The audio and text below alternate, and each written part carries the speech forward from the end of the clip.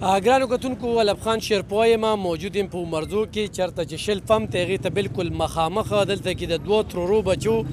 ترمنځه په پیسو باندې لانجه وه په لانجه کې روان شوي دي په یو بل یې ډزې کړي دي دوه کسه دې کې مړه دي یو ویلې کېږي چې د هغې طرف نه دی بل ویلې کېږي چې د دې طرف نه دی دا هم ویلې کېږي چې دا یو پکې میلمه و ډزې دې ځای کې وشولې خلک به تپوس کوي چې د عمرزو کې دا ګڼه ګوڼه څه ده نو پولیس هم راغلي دي په موقع باندې دواړه چې کوم دي نو 400 هسپتال ته هغه واستولی شو خو په دې موقع باندې زه دې پښتنو ته یو پیغام ورکوم ډېر عجیبه شانتې را په ځمکو باندې او په پیسو باندې بل اوس په ترخه کې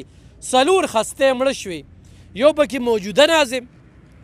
یو پکې سابقه ناظم چې یو پکې دوه پیرې ناظم شوي دي په شاملاتو باندې ویشتلی شو څلور کسه مړه شو دا په پیسو باندې لانجه وه دوه کسه مړه شو دواړه خاندانونه تباه شو دواړه خاندانونه په ویر اخته شو پیسې پاتې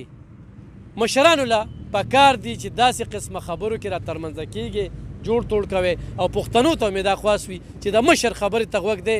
خو تاسو دې وخت کې وایئ چېرې زه به ډز وکړم یا به زه دا وکړم نو زورور یو الله د انسان به سي زورورتیا به سي نو په دې وړه وړه خبره باندې جنګ جګړې مه کوئ الله پاک دې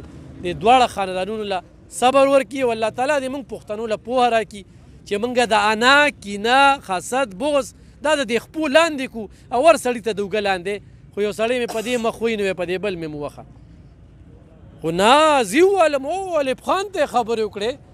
زما خو دونه تعلقات چې دي سیچو مې هم پېژني او ډي پي او مې هم پېژني په دې قبر کې مې نه دی سیچو په کار راځي نه مې ډي پي او په کار راځي خپل بچي مې په کار نه راځي نو دا زورورتیا او مې څه په کار راشي انسان څه شی دی خو بهرحال دا واقعه دلته کې شوې ده خفګاني واقعه ده که نه څوک وې په موقع باندې تاسو شو